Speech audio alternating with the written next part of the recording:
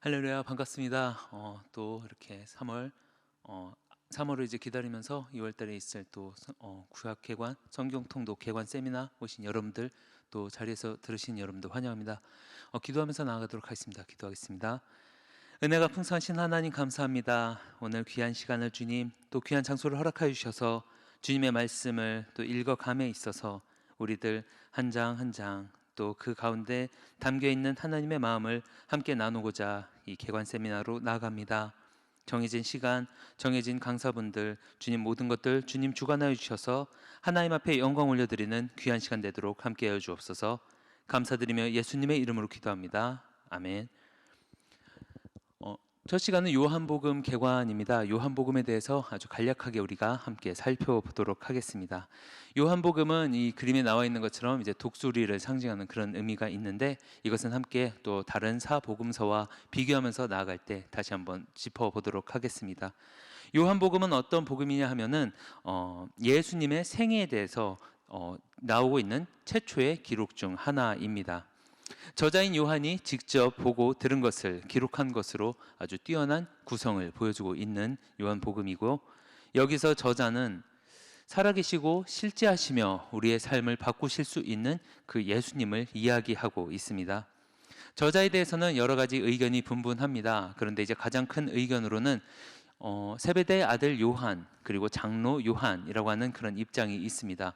어찌되었든 요한복음 내에서는 예수님이 사랑하시던 가장 가까운 제자라고 합니다. 이런 어떤 저자에 대해서는 여러 가지 의견과 논란이 존재하고는 있지만, 여기에서는 이제 세베대의 아들인 요한, 그 사도 요한으로 보면서 이야기를 전반적인 견해에 맞춰서 이야기를 진행하고자 합니다. 이 저자 요한은 우레의 아들이라고 하는 그런 표현이 있을 만큼 아주 직선적이고 성급한 성격의 소유자입니다. 그 요한이 예수 그리스도 앞에서 사랑의 사도로 불리게 됩니다. 어떠한 것일까요? 이 말씀에 따라서 성격에 있어서 변화가 나타나게 된다는 의미입니다. 그의 성격이, 그 성급하고 그 다혈질과 같았던 성격이 이제 사랑, 품는 그런 성격으로 변하는 것을 보면서 이 정말 예수님의 이름을 믿는 자, 복음의 능력이 우리에게 얼마나 크고 또 유익한지를 보여주게 되는 하나의 모습이 되기도 합니다. 예수님의 품에 안겨있던 제자로 나와 있고, 이제 예수님께서 십자가에 달려 계실 때 그 어머니 마리아를 부탁받기도 한 제자, 그 저자가 바로 이 저자 요한입니다. 이 요한복음을 받고자 하는 그런 수신자들은 대부분 유대인이나 혹은 유대인 개종자들로 바라보고 있습니다. 요한복음이 신약성경의 모든 책 중에서 구약을 가장 넓게 그리고 가장 폭넓게 많이 암시하고 있는 책이라는 점에서 그 사실을 확인할 수가 있습니다. 유대인들이 구약성경을 능통하게 또 익숙하게 나아가는 것을 생각하면서 그와 계속해서 접목하여서 예수님에 대해서, 진정한 메시아에 대해서 말해주고 있는 것이 바로 이 요한복음이라고 하는 것이죠. 구약을 아는 사람들에게는 그렇게 예수 그리스도를 통해서 구약의 의미를 새롭게 해석해 줌으로써 이전에는 알지 못했던 그런 막막했던 모르고 있던 의미를 깨닫도록 하고, 또 그것 가운데 다시금 주님 앞으로 돌아오도록 의도한 책이라고 우리가 볼 수가 있습니다. 그런 것을 가장 자연스러운 해석으로 바라보고 있습니다. 다음으로는 사복음서의 이미지를 함께 잠시 살펴보고자 합니다. 여기 앞에 나와 있는 그림처럼 이제 각 복음서는 그 이미지를 가지고 있는데, 일반적으로 마태복음은 사람의 이미지입니다. 그리고 인간으로 오신 예수 그리스도의 족보를 소개하는 것으로부터 이 복음서는 시작되죠. 그런 것으로 시작하면서 결국은 왕으로 오신 그 예수님을 경배하는 것에 큰 중점을 두고 있습니다. 그리고 두 번째 복음서인 마가복음은 이 그림처럼 사자의 형상을 이미지화하고 있습니다. 그리스도의 품위를 강조하면서 예수님을 이미지를 얘기를 하고 있습니다. 누가복음에서는 황소의 이미지를 가지고 나옵니다. 구약 시대의 희생 제물로 봉헌했던 대표적인 동물이 황소입니다. 말 그대로 죄 없이 십자가에 달려서 이제 그 죄값을 치르신 예수님, 희생 제사가 되신 그 제사물이 되신 예수님을 표현하는 그런 누가복음입니다. 마지막으로 오늘 본문에서 우리들이 함께 나누고 있는 요한복음은 독수리를 상징을 하고 있습니다. 독수리는 알고 계시는 것처럼 가장 높은 곳으로 순식간에 뛰어오를 수 있고 또 그 가운데 정말 낮은 곳에 사냥을 하기 위해서 급속도로 내려오면서도 흔들리지 않는 그런 정말 뛰어난 능력의 소유자이지요. 그런 독수리를 이미지로 해서 신성이신 우리 예수님, 하나님의 아들이신 그 예수님을 우리가 믿어야 하는 것에 대해서 말을 해주고 있습니다. 이러한 네 가지 복음서의 이미지는 그렇게 마태복음은 사람, 마가복음은 사자, 누가복음은 황소, 요한복음은 독수리로 나와 있습니다. 다음 번으로 공관복음, 마태, 마가, 누가복음과 이 요한복음의 차이점에 대해서 함께 짚어보고자 합니다. 신약 성경의 역사서는 마태복음, 마가복음, 누가복음, 요한복음, 사도행전이 여기에 역사서에 해당합니다. 실제로 일어났던 그 역사를 기술하고 있다라는 부분이지요. 복음서 마지막 순서에 이 요한복음이 놓여 있기는 하지만 그 관점에 차이가 있어서 공관복음에는 해당되지 않습니다. 공관복음은 이러한 내용들을 담고 있는데 예수님의 가르침과 또 사역, 그리고 그 십자가 사건을 사실 그대로 일종의 한 인물의 태어나면서부터 이제 마지막까지의 전기 형식으로 기록하고 있습니다. 또한 예수님을 묘사할 때 그분의 신성에 대해서 완곡하게 표현을 합니다. 마치 그 복음서를 읽는 그 대상자들에게 당신은 이런 분, 지금 당신이 읽고 있는 이 이야기의 주인공, 이분을 당신은 사람이라고 할 것입니까? 신이라고 할 것입니까? 과연 당신은 누구라고 하시겠습니까? 라고 물어보는 듯한 그런 접근법을 취해주고 있습니다. 직접 생각해서 그에 대한 답변을 이끌어내는 방식이라는 것이죠. 그런데 요한복음은 조금은 다른 방식을 사용합니다. 요한복음은 예수님의 신성을 아주 적극적으로 다룹니다. 그래서 그분이 누구였는지, 그분은 어떤 일을 행하셨는지, 그리고 그것이 우리들 인간에게 어떠한 의미를 부여하는지에 대해서 더 구체적인 해설을 위한 기록입니다. 무엇보다도 예수님의 하나님 아들 되심, 주님의 인성과 신성 중에 후자에 대한 신학적으로 확실한 변증의 필요가 있었다라는 것이죠.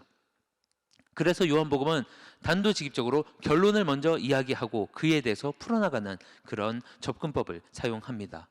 처음부터 예수 그리스도는 성육신하신 하나님이심을 계속해서 처음부터 밝힙니다. 태초에 말씀이 계시니라 라고 시작하면서 이러한 관점에서 그분의 가르침을 이해하며 그분을 믿어 영생을 얻게 하려는 의도가 있음을 볼 수 있습니다. 이런 차이점을 넘어서 요한복음을 우리가 읽을 때 어떤 점을 포인트로 두고 읽는 것이 좋은가에 대해서 한번 생각해 보도록 하겠습니다. 요한복음을 읽을 때에는 다음에 두 가지를 이제 우리가 생각하면서 명심하면서 읽으면 많은 도움이 된다라고 말할 수가 있는데 그 첫 번째는 7개의 기적입니다.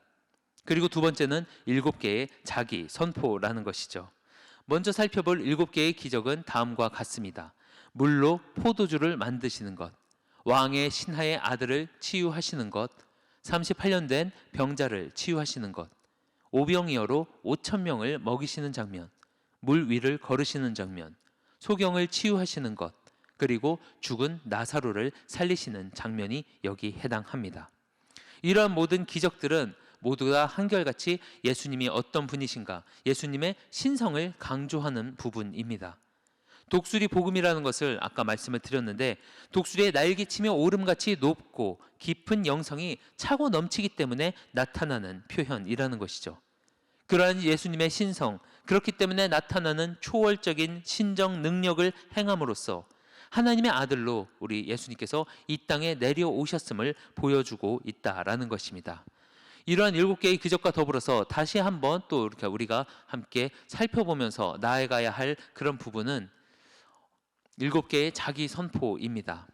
나는 무엇이다. 영어로는 I am, 그리고 헬라어 원문에는 에고 에이미라고 하는 부분으로 구성이 되어 있습니다. 7개의 자기 선포에 나타나는 것, 나는 무엇이다 라고 하는 것은 다음 7가지입니다. 나는 생명의 떡이다. 나는 세상의 빛이다. 나는 양의 문이다. 나는 선한 목자다. 나는 부활이요 생명이다. 나는 길이요 진리요 생명이다. 나는 참 포도나무다. 이러한 7가지의 나는 무엇이다 라고 하는 선포가 그렇게 요한복음에는 나타나고 있습니다. 이러한 자기 선포는 구약성경 출애기 3장 14절에 기록되어 있는 것처럼 하나님이 모세에게 말씀하신 장면을 떠올리게 합니다. 나는 스스로 있는 자이니라. 나는 무엇이다 라고 하는 바로 그 선언이지요. 이런 것을 보면서 예수님께서도 하나님의 그 선언하신 방식을 사용하셔서 자신을 선포하심을 바라볼 수가 있습니다. 나는 무엇이다 라고 하는 바로 이 방식 말이죠. 바로 이 두 가지, 7개의 기적의 모습들, 그리고 7가지의 자기 선포의 모습, 이 두 가지를 눈여겨보게 된다면 우리는 하나님의 아들로서 찾아오신 예수님을 만날 수가 있습니다. 그리고 기록 목적을 살펴보면 요한복음 20장 31절에 이렇게 기록되어 있습니다. 오직 이것을 기록함은 너희로 예수께서 하나님의 아들 그리스도이심을 믿게 하려 함이요 또 너희로 믿고 그 이름을 위하여 생명을 얻게 하려 함이니라. 이 말씀을 요약한다고 하면은 단순하게 짧게 요약하면 그 핵심은 믿으라 그리고 얻으라라고 말할 수가 있습니다. 요한복음을 읽고 그 하나님의 아들이신 예수님을 믿고 그 생명을 얻어야 한다라는 것이죠. 분명한 기록 목적이 나타나 있는 것을 우리가 살펴보면서 요한복음을 읽을 때 또 묵상할 때 명심해야 될 부분이 바로 이 부분이라는 것입니다. 내용 구성을 간단하게 나눠 보도록 하겠습니다. 요한복음의 내용 구성은 크게 상반기 그리고 하반기의 모습으로 말을 할 수가 있습니다. 상반기는 표적의 책이라고 해서 1장부터 12장까지를 볼 수 있고 하반기는 영광의 책 부분이라고 말을 해서 13장부터 마지막 21장까지로 이렇게 반으로 나눠서 살펴볼 수가 있는데 첫 번째로 바라보는 그 첫째 단락 1장은 서론에 해당하는 부분에 해당합니다. 바로 예수님과 관련된 여러 가지 모습들이 전개가 되고 있고 그 1장 1절부터 18절까지 태초에 말씀이 계셨다라는 내용의 시가 등장하면서 이 말씀이 곧 하나님이심을 드러내고 있습니다. 예수님, 그 말씀이 육신이 되어 오신 그 예수님께서 분명한 신성이 있으신 그런 분이심을 다시 한번 강조하고 있는 것이죠. 처음부터 이것을 딱 선언하면서 나아간다라는 것입니다. 태초에 말씀이 계셨다. 이 부분은 창세기 1장 1절의 말씀을 명백히 암시합니다. 사람의 말은 생각과 의지, 그것이 구현됨을 이야기하면서 말씀이 곧 하나님이심을 말하고 있는 것이죠.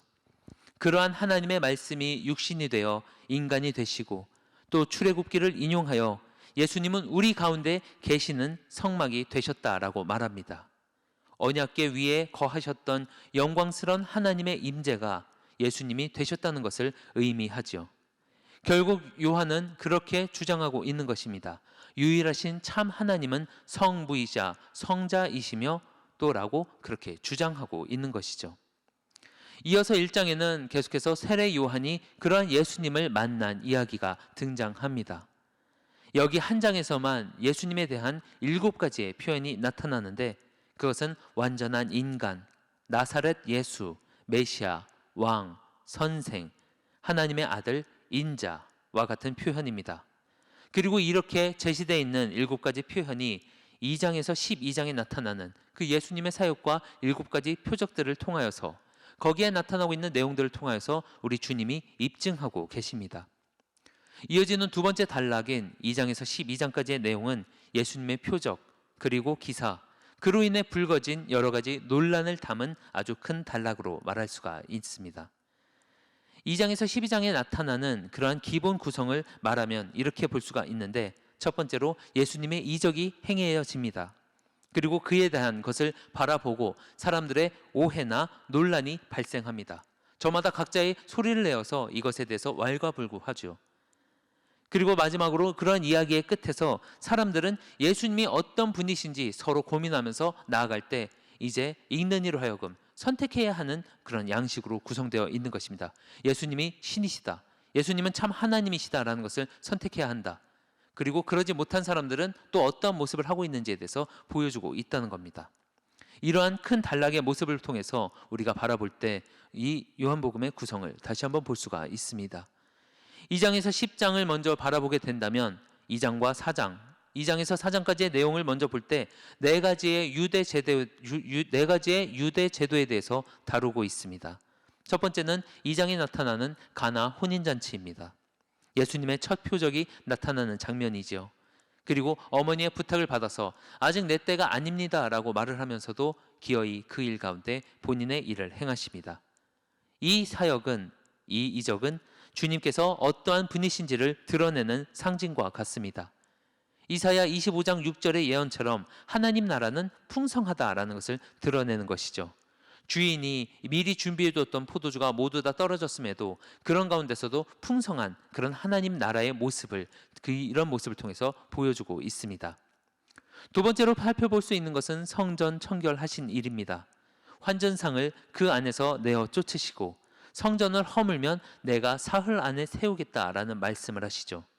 예수님의 죽음이라고 하는 것은 하늘과 땅이 만나는 곳이며 그분의 몸 자체가 성전이 가리키는 실체임을 말하고 있는 것입니다. 그러나 사람들은 그것을 들으면서도 이 건물을 세우는데 세월이 얼마나 들었는데 어떻게 3일 만에 다시 세울 수가 있느냐라고 다른 대답을 하고 있는 것이죠. 본질적인 부분에서 이들은 이해하지 못하는 그런 모습이 나타납니다. 그런 것을 통해서 더욱더 예수님이 어떤 분이신지, 어떻게 선택해야 되는지를 우리가 생각할 수가 있는 거죠. 3장의 내용은 니고데모의 대화 내용이 나타납니다. 이스라엘에 필요한 것은 새 마음과 또 새 생명이다라는 것을 이야기하면서 그것을 받아들이는 모습입니다.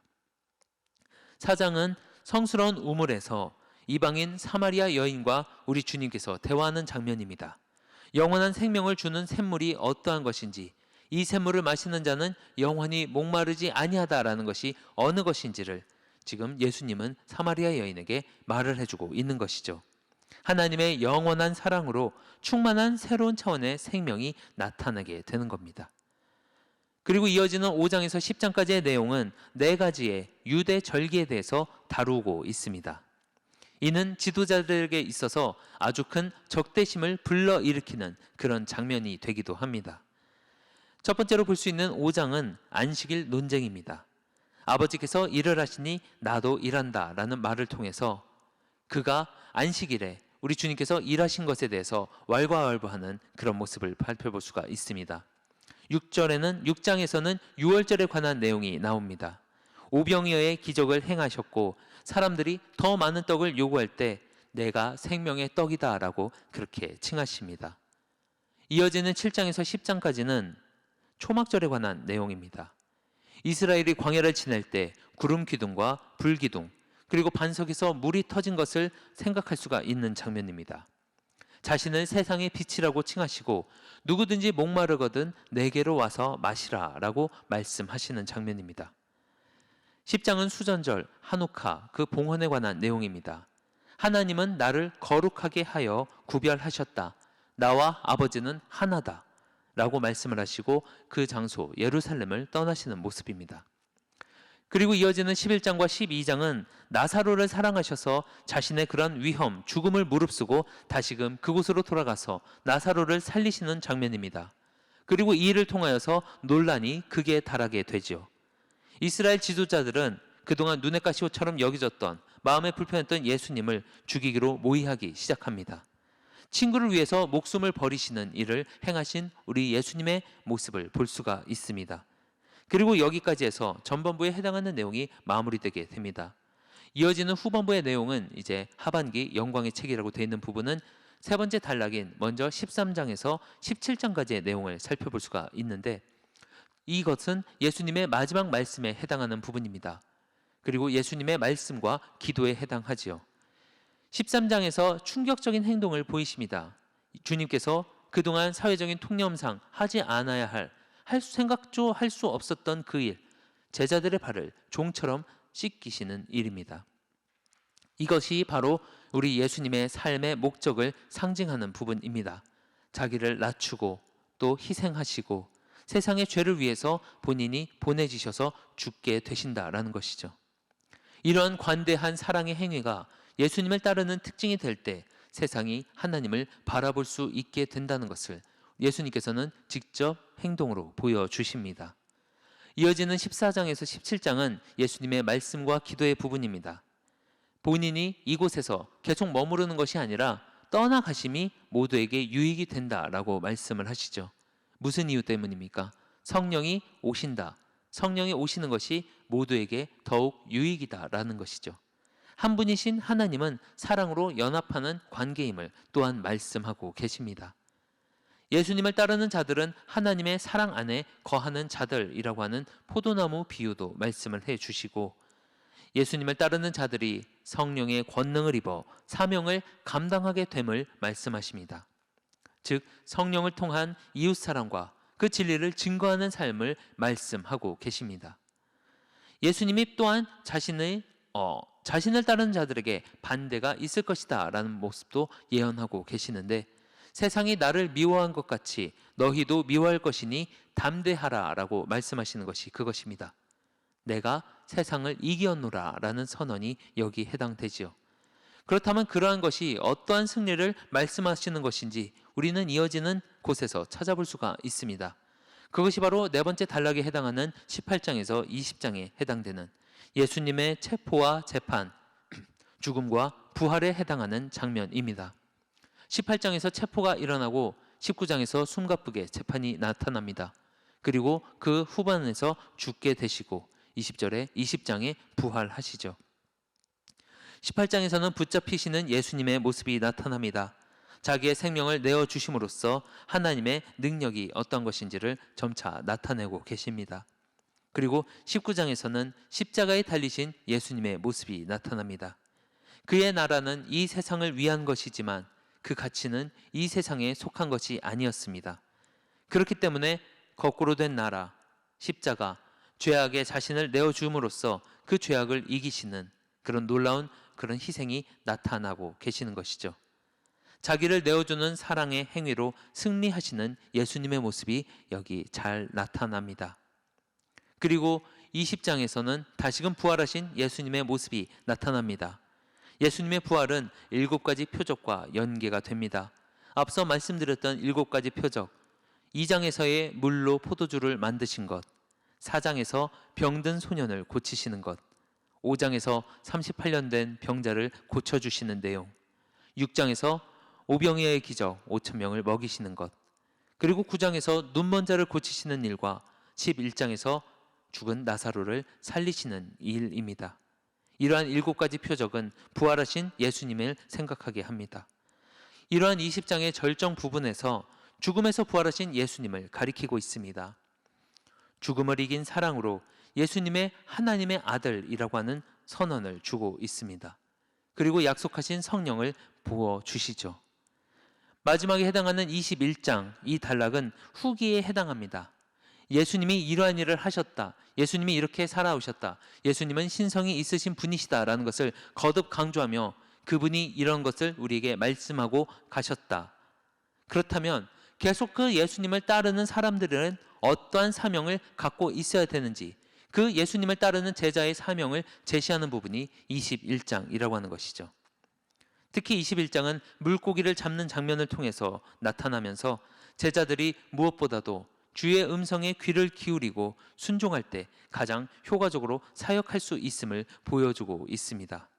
그러한 모든 것들을 살펴보면서 우리는 이 요한복음을 읽을 때 앞서서 말씀드린 것처럼 하나님의 아들로서 찾아오신 그 예수님을 만나는 마음으로, 또 요한복음의 기록 목적인 요한복음 20장 31절에 있는 것처럼 오직 이것을 기록함은 너희로 예수께서 하나님의 아들 그리스도이심을 믿게 하려 함이요 또 너희로 믿고 그 이름을 힘입어 생명을 얻게 하려 함이니라. 이것을 요약한 믿으라 그리고 얻으라 라는 것을 우리들이 기억하면서 나아갔으면 합니다. 요한복음 개관을 여기까지 하고 마치도록 하겠습니다. 네, 우리 요한복음에 이어서 갈라디아서 개관 시작하도록 하겠습니다. 이 편지를 쓸 당시 갈라디아라는 말은 지리적인 의미와 정치적인 의미 두 가지로 사용이 되었습니다. 지리적인 의미로는 소아시아 중앙의 북쪽, 즉 비시디아, 안디옥, 이고니온, 루스드라, 더베 같은 도시의 북쪽 지역을 가리켰고, 반면 정치적인 의미로는 BC 25년에 편성된 로마의 행정구역을 일컫는 지역으로 위에서 언급한 도시들과 그 남부 지역까지 포함하게 됩니다. 기록은 사도 바울이고요. 수신자는 이 지역 설명에서와 같이 갈라디아 지역은 대단히 넓어서 수신지가 어딘지는 확실하게는 알 수가 없습니다. 북갈라디아설과 남갈라디아설 두 학설이 대립되어 왔는데 일반적으로는 남갈라디아설에 따릅니다. 네, 수신자는 여러 가지 주장이 있는 가운데 1차 전도 여행을 끝나고 안디옥에서 했다. 2차 여행 전도 중인 고린도에서 기록했다. 안디옥에서 기록했다. 또 3차 전도 여행 중인 마게도니아에서 기록했다. 이런 여러 가지 주장이 있는데 이 가운데 많은 학자들은 마지막 주장이 마게도니아 기록설, 즉 56년 고린도 후서를 기록한 후 57년 고린도에서 로마서를 기록하기 이전인 56년경 본서를 기록한 것으로 보고 있습니다. 네, 제가 좀 넘기는 타이밍이 맞지 않았는데 이러한 기록 여러 가지 주장 중에 마게도니아 기록에서 기록했다라고 이렇게 보고 있습니다. 네, 이 갈라디아서가 쓰여진 배경은 기독교는 예루살렘에서 시작된 유대인 메시아 운동이었습니다. 대상은 온 인류였고 그래서 빠르게 이스라엘을 넘어 전파되어져 갔습니다. 바울이 선교하던 당시에는 이방인들도 많이 있었습니다. 갈라디아 교회는 바울이 직접 선교하여 세웠습니다. 그러나 바울이 떠난 뒤 유대주의 교사들이 들어와 바울의 사도권을 부정하고 구원의 조건으로 개종한 이방인 신자들에게 구약의 의식들, 특히 할례를 받아야 한다고 주장하여서 교회를 혼란에 빠뜨렸습니다. 역사적으로 하나님의 언약 백성은 이스라엘 민족에게 초점이 맞춰져 있었고 그들은 토라의 계명인 남성의 할례, 유대 음식법, 코셔, 안식일 같은 관습을 지킴으로써 이방 민족과 구분되어 있었습니다. 유대 그리스도인 중에는 이 모든 이방인이 진정한 하나님의 가족이 되기 위해서는 토라의 율법을 지켜야 한다고 믿는 사람들이 많았는데 그 중에 일부 열심인 유대인 그리스도인들이 갈라디아 지방의 교회까지 찾아온 것이었습니다. 이 갈라디아서는 바울이 감정적으로 가장 흥분하여서 쓴 책이라고 합니다. 바울은 이러한 상황들 가운데 마음이 무너지고 화가 나서 이 서신을 깊은 슬픔과 절망 속에서 쓰게 되었습니다. 먼저 이제 장들을 좀 살펴보면요. 1장과 2장에는 바울은 갈라디아 교인들이 다른 복음, 즉 바울을 험담하고 할례를 강요한 이들이 주장한 복음을 받아들인 것에 대해서 당혹스러움을 표현하며 글을 쓰기 시작하였습니다. 그래서 바울은 먼저 이 1, 2장을 통해서 자신이 전한 복음의 정당성과 자신의 사도의 권위를 변증하였습니다.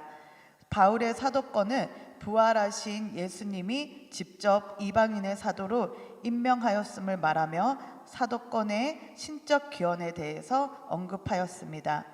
이어 바울이 원래 전하려던 핵심의 요지인 율법의 행위에서가 아니고 그리스도를 믿는 믿음으로써 의롭게 함을 얻었다라는 것에 대한 이신득이의 진리를 율법의 행위와 비교하여 언급하고 있습니다. 계속해서 베드로가 안디옥에서 보인 위선에 대해서 이방인 그리스도인들은 어려움을 가지게 되었습니다. 베드로는 안디옥에 와서 여러 이방인과 시간을 함께 보내고 있었는데 그때 몇몇 보수파 유대인들이 안디옥에 나타나자 그들의 압박에 굴복하고 맙니다. 할례를 받지 않는 그리스도인과 식사하기를 멈추고 그들과 거리를 둔 것입니다. 그러자 바울은 베드로와 정면으로 맞서 복음의 진리를 따르지 않는다며 그의 위선을 비판합니다. 바울이 볼 때에는 이 초신자 그리스도인들에게 할례와 율법을 강요하는 것은 여러 가지 이유에서 잘못된 것이었습니다. 먼저 그것은 복음에 대한 배반이었기 때문입니다. 바울의 말을 빌리자면 사람이 율법을 지키는 행위로 의롭게 되는 것이 아니라 예수 그리스도를 믿음으로 되는 것임을 알고 우리도 그리스도 예수를 믿은 것이라는 것에 대한 주장입니다. 바울은 그 누구도 토라의 계명을 지킴으로써 의롭게 될 수 없으며 오직 예수님을 믿음으로써 구원받을 수 있다고 확신하여 주장합니다. 바울은 나는 그리스도와 함께 십자가에 못 박혔다라고 말하였습니다. 우리가 잘 알고 암송하고 있는 갈라디아서 2장 20절 말씀을 기억하실 수 있겠습니다. 이제는 내가 사는 것이 이제는 내가 사는 것이 아니라 그리스도께서 내 안에 살고 계시고 또한 우리가 내 안에 육체 안에 사는 것은 나를 사랑하셔서 나를 위해 자기 몸을 버리신 하나님의 아들을 믿는 믿음 안에서 사는 것이라고 말하고 있습니다. 그렇기 때문에 누구라도 자신이 하나님과 올바른 관계에 있거나 예수님의 언약 백성이라고 말할 수 있는 이유는 율법을 지켜서가 아니라 오직 예수님께서 그 사람을 위해 스스로는 절대 할 수 없는 일을 하셨기 때문이라고 말합니다. 예수님이 이루신 이 일을 깊이 이해함으로써 누가 하나님의 언약 백성이 될 수 있으며 그 새로운 가족의 일원으로 산다는 게 어떠한 의미인지 중대한 깨달음을 얻게 됩니다. 갈라디아서 3장과 4장에서 바울은 이어서 창세기의 아브라함의 이야기를 인용하면서 그가 어떻게 오직 믿음으로 하나님께 의롭다 여김을 받았는지에 대해서 이야기합니다. 언젠가 모든 민족이 그와 그의 자손을 통해 하나님의 복을 받을 것이라고 하신 하나님의 약속을 신뢰했기 때문이라고 말합니다.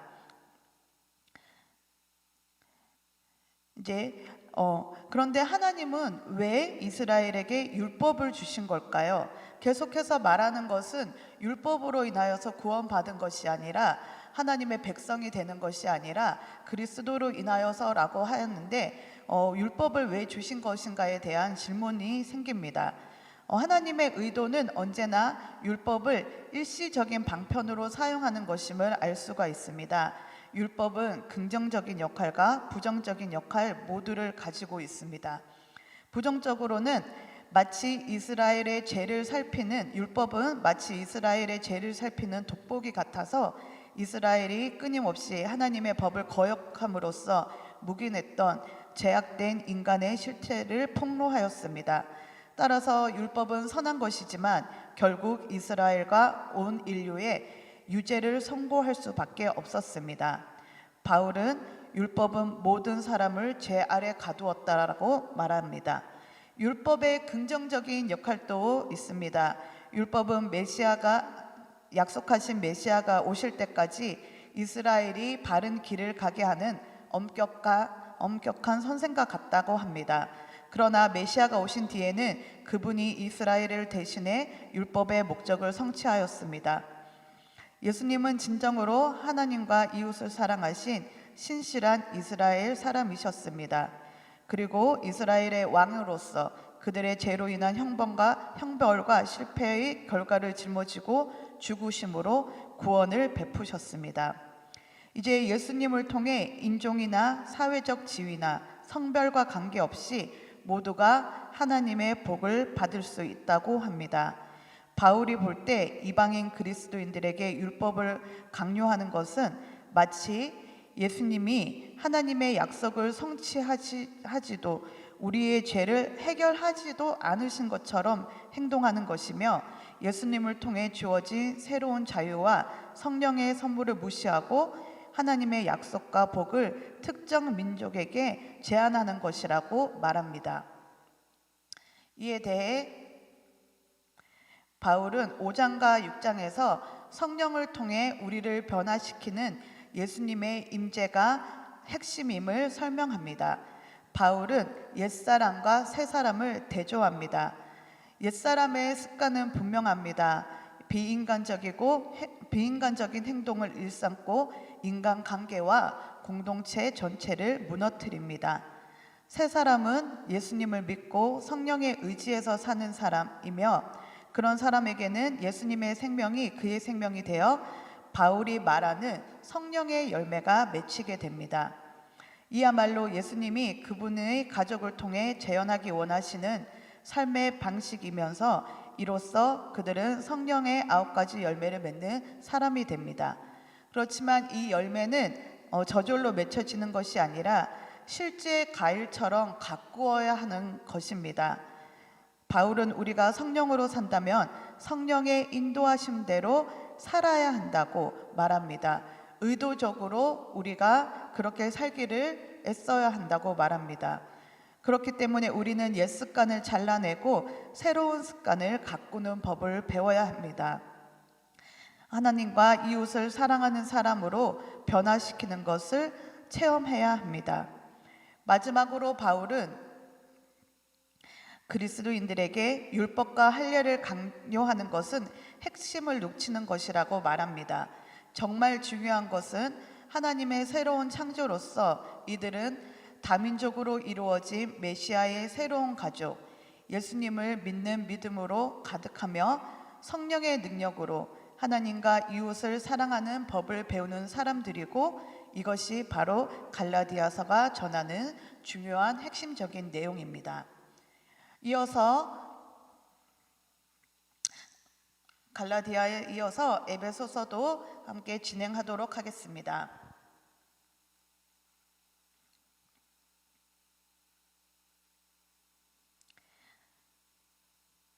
에베소서는 헬라의 성경에서 본서는 프로스 에페시우스로 불립니다.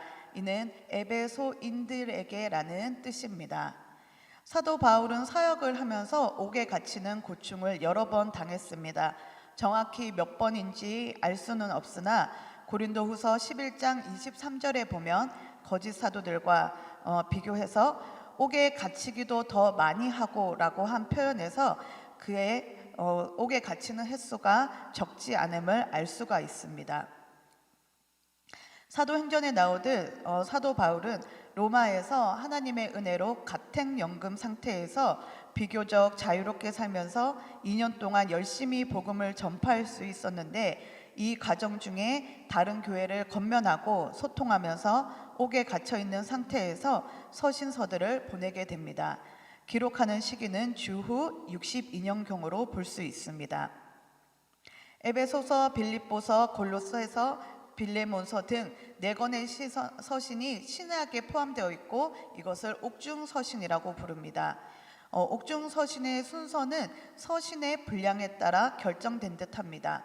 분량 순으로는 이렇게 되어지지만은 시대 순으로는 빌레몬서, 골로새서, 에베소서, 빌립보서 순서입니다. 에베소서 전체 문구의 3분의 1 가량을 골로새서에서 취했음을 또한 알 수가 있습니다. 에베소서의 지리적 배경을 살펴보도록 하겠습니다. 에베소는 터키 서부 해안에 있던 거대한 항구 도시로서 교통의 요지이며 에게해 연안의 전략 중심 도시입니다. 해상과 육상의 무역로가 교차되는 지리적 위치 때문에 교통과 상업의 중심 도시이며 국제 무역을 주도하였고, 이러한 이유로 인하여서 온갖 이방 종교들이 집결한 우상의 도시이기도 하였습니다. 세계 7대 불가사의 가운데 하나로 꼽히는 풍요의 여신 아데미 신전이 있어 항상 많은 순례자가 각 지역에서 몰려들었습니다. 신전 주변에는 숙박업을 하거나 기념품을 파는 상권들로 형성되어져 있었습니다. 에베소 교회는 사도 바울이 3차 선교 여행 때 3년을 머물면서 눈물로 목약한 교회입니다. 오래 머물렀기 때문에 개인적으로는 특별한 관계를 지닌 교회이기도 합니다. 영적 아들인 디모데가 그곳에서 사역을 할 정도로 지속적으로 사도 바울의 영향력 아래 있던 곳이었습니다. 먼저 몇 가지 특징을 살펴보도록 하겠습니다. 에베소서는 다른 서신과 달리 에베소 교회만의 특정 문제를 다루지는 않습니다. 교회에 해당되는 특정 문제를 다루기보다 그 당시 어디에서나 관심을 가질 만한 일반적인 내용을 다루고 있는 면에서 많은 교회가 서로 회람하도록 의도되지 않았을까 하는 추측을 하게 됩니다. 또한 3년이라는 긴 시간을 사용하였음에도 다른 서신의 마지막 부분에 일반적으로 나오는 지인들을 향한 인사가 없다는 사실 때문에 이 에베소서는 회람하도록 의도된 것이라는 추측에 더욱 힘을 실게 됩니다. 에베소서를 통한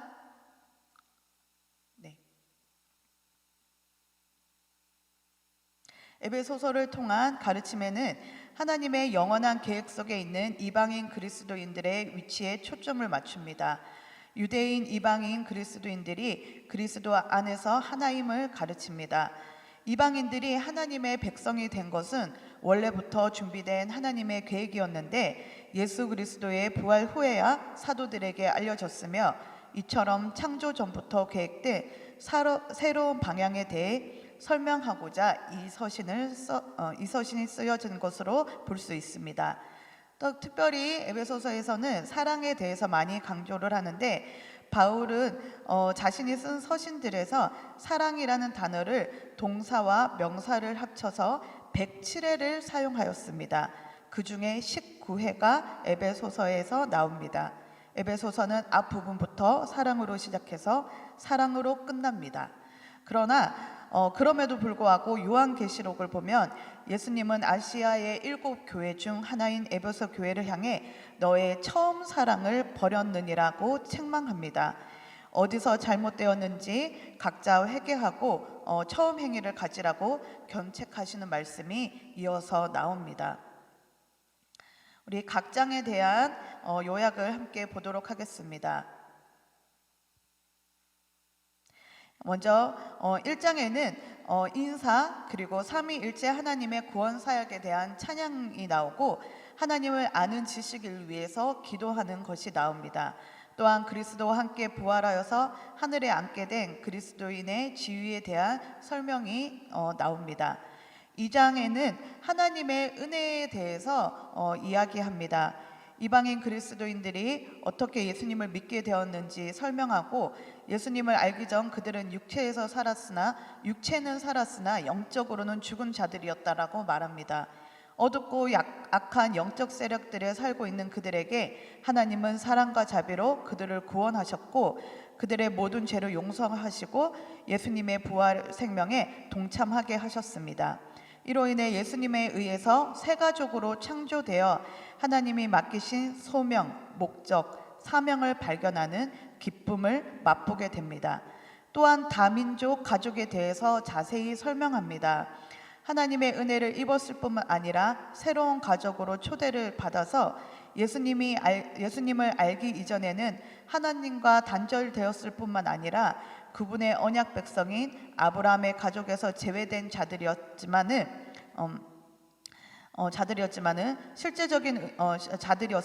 실제적인 의미로 시내산에서 주어진 율법은 이 가족들을 둘러싼 경계선 같은 역할을 하였습니다. 대부분의 이방인이 접근하지 못하게 만든 방벽과 같았습니다. 예수님 안에서 토라의 율법이 성취되어 이 벽이 허물어져서 두 다른 민족이 한 세 사람이 되어 평화를 누리게 되었음을 이 장을 통해서 말합니다. 3장은 사도 바울이 이방인을 위한 사도로서의 독특한 역할에 대해서 얘기합니다. 예수님을 따르는 이들이 하나님의 영으로 강건하여져서 그분의 백성을 향한 그리스도의 사랑을 온전히 깨달아 알게 되기를 기도합니다. 4장에서는 독자들이 각자 자기 삶을 통해 복음에 반응하도록 도전합니다. 교회의 일상생활에 대한 내용으로 시작하여서 교회는 여러 다른 사람들로 이루어진 큰 가족이지만 그들이 하나라는 것에 대해서 강조합니다. 한 성령, 한 몸, 주님은 한 분, 믿음도 하나, 세례도 하나, 하나님도 한 분이라고 합니다. 그렇지만 이 하나가 된다라는 의미는 획일화가 되는 것은 아니라고 합니다. 한 성령으로 가지고 다양한 은사를 가지고 한 성령 안에서 다양한 은사를 가지고 교회를 세우기 위한 것이라고 말합니다. 4장에서 계속해서 옛사람을 벗고 새사람을 입어 하나님의 형상이 회복되는 것을 경험하라고 권면합니다. 이에 대해서 옛사람과 새사람에 대해서 비교하여서 말하는데 옛사람은 벗고 입으라. 거짓하지 말고 진실하라. 분노하지 말고 평화하라. 그리고 도둑질하지 말고 구제하라. 이렇게 등등 앞에서 보여지는 대로 우리의 옛사람의 모습에 대해서 구체적으로 얘기하면서 또 새 사람의 모습으로 어떻게 변화되어져야 되는지에 대해서 말합니다. 그리고 특별히 마지막에 술 취하지 말고 성령 충만하라고 얘기를 하는데, 이 성령 충만의 4가지 증거는 함께 찬송하고, 또한 혼자서도 찬송하고, 또한 모든 일에 감사하며, 예수님을 따르는 자들이 성령에 감화되어 자신을 다른 사람 아래에 두고 다른 사람들을 중히 여기며 높이는 이 모습이 성령 충만의 증거 4가지라고 말하고 있습니다. 또한 그리스도인의 가정에 대해서도 이야기합니다. 예수를 따르는 아내는 남편을 존경하고 남편이 자신을 책임지는 것을 허용하도록 부름받았음에 대해서 말합니다. 남편은 아내를 사랑하고 책임을 다해 자신을 내려놓고 자신보다 아내의 행복을 우선하도록 부름받았다는 것에 대해서 말하고 있습니다. 그리스도인들의 결혼은 복음 이야기를 재현한 것과 같다라고 말합니다. 남편의 행동은 예수님이 교회를 사랑하셔서 자신을 희생하신 것과 같고, 교회가 예수님께서 자기를 사랑하시고 새롭게 하도록 허용하는 것과 같다라고 말합니다. 이런 것은 부부 관계뿐만 아니라 자녀와 부모 관계, 종과 주인의 관계도 복음으로 적용해야 한다고 말하고 있습니다. 마지막 6장에서는 그리스도인들이 직면한 악한 영들에 대한 실제에 대해서 상기시켜 줍니다. 영적 존재와 세력은 예수님의 사람들이 하나 되는 것을 방해하고 새 사람의 정체성을 손상하려고 노력할 것입니다. 그래서 바울은 그들에게 굳건히 서서 하나님의 전신갑주로 무장하라고 권면하고 전신갑주의 각 부분을 자세하게 묘사합니다. 인간관계 속에서 능동적으로 기도와 성경 말씀을 이용하는 습관을 기름으로써 예수님의 제자로 성장하고 성숙해 가는데 도움을 얻기를 바라는 마음으로 이 에베소서를 썼다고 볼 수 있습니다. 이제 마지막 에베소서에 이어서 빌립보서 이어서 진행하도록 하겠습니다. 빌립보서는 사도 바울이 마케도니아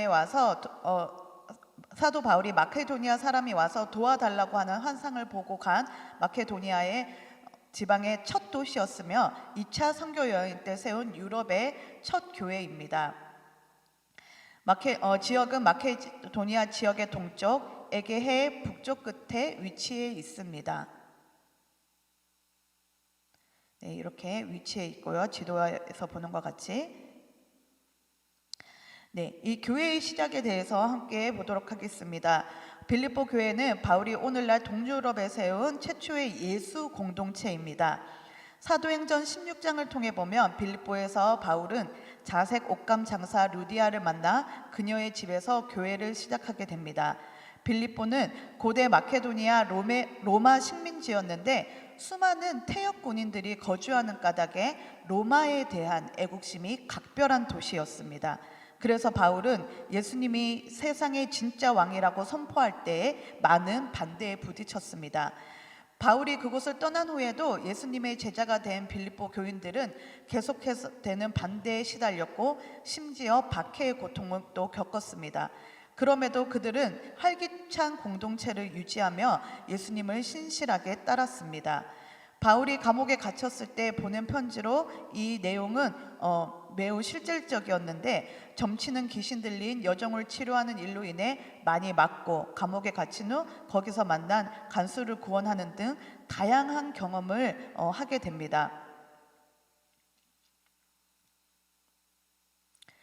이렇게 바울은 빌립보 성도들이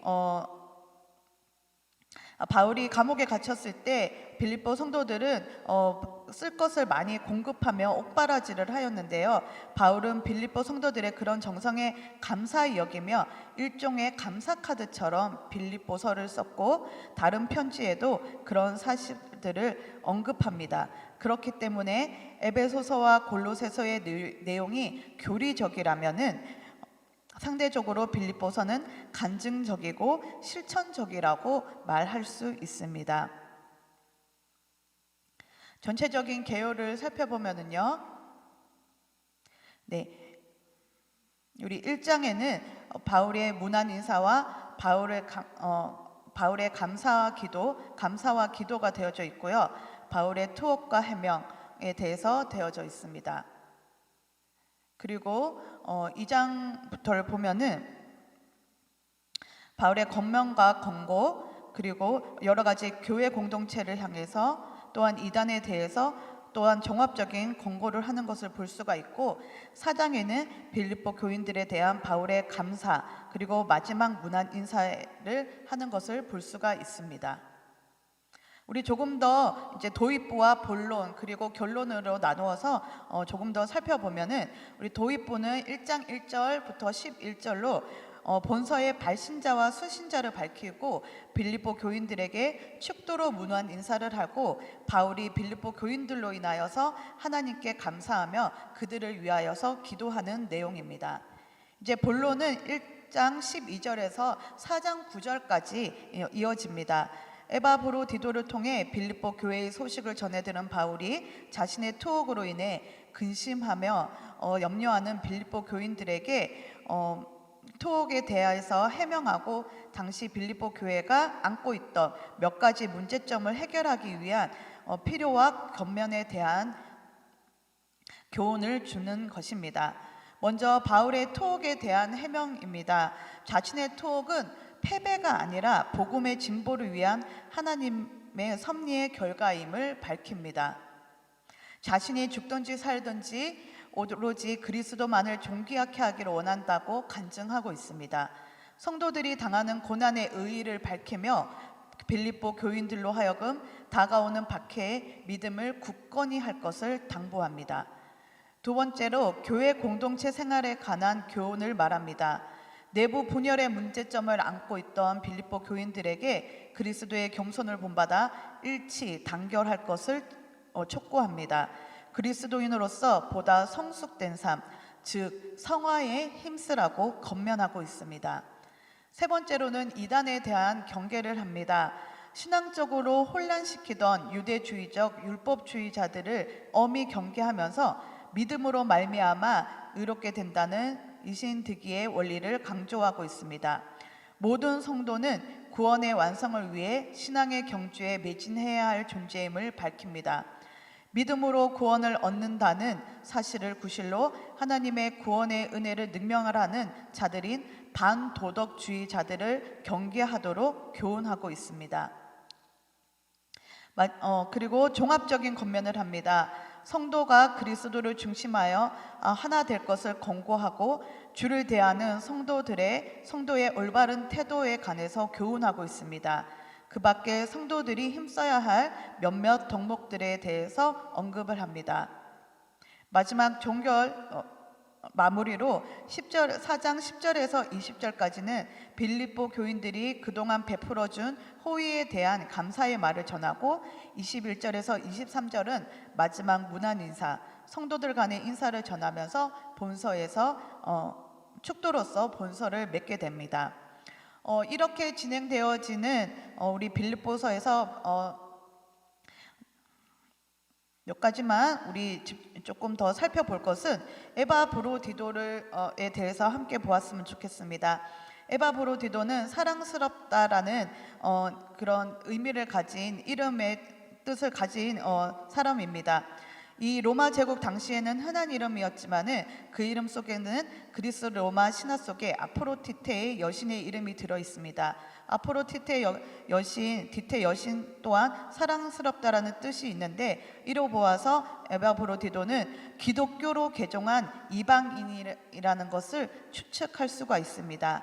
바울은 에바브로디도에 대해서 그는 나의 형제이고 함께 수고한 군사된 자라고 말합니다.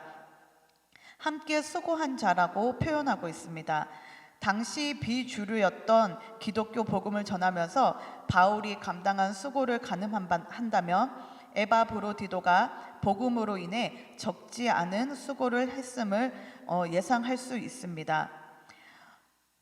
바울에게 빌립보 교회의 선물을 가져온 이가 바로 이 에바브로디도였습니다. 에바브로디도는 죽을 병에 걸려 모든 일을 염려시켰다가 회복합니다.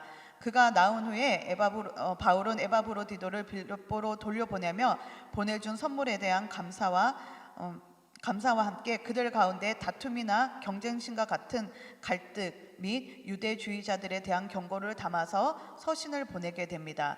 또한 서신을 이렇게 보내게 됩니다. 빌립보서에서 말하는 그리스도인의 삶에서 중요한 두 가지 요소를 보면서 이 빌립보서 개관을 마치도록 하겠습니다. 첫 번째는 기쁨의 중요성입니다.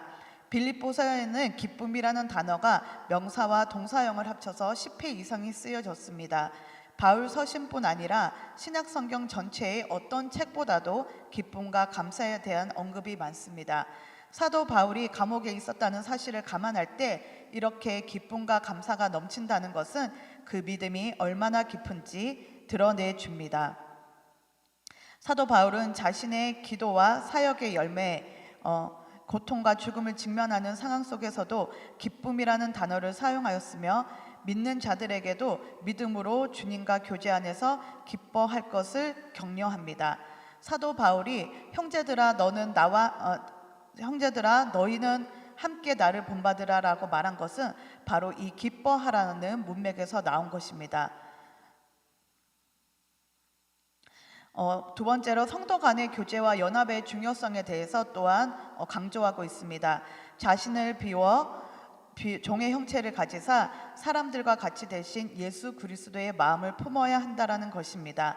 바울은 그들에게 한 마음으로 서서 한 뜻으로 복음의 신앙을 위해 협력하라고 권면하고 있습니다. 이렇게 기쁨과 또 성도 간의 교제와 연합의 중요성을 강조하면서 이 빌립보서를 마무리하게 됩니다.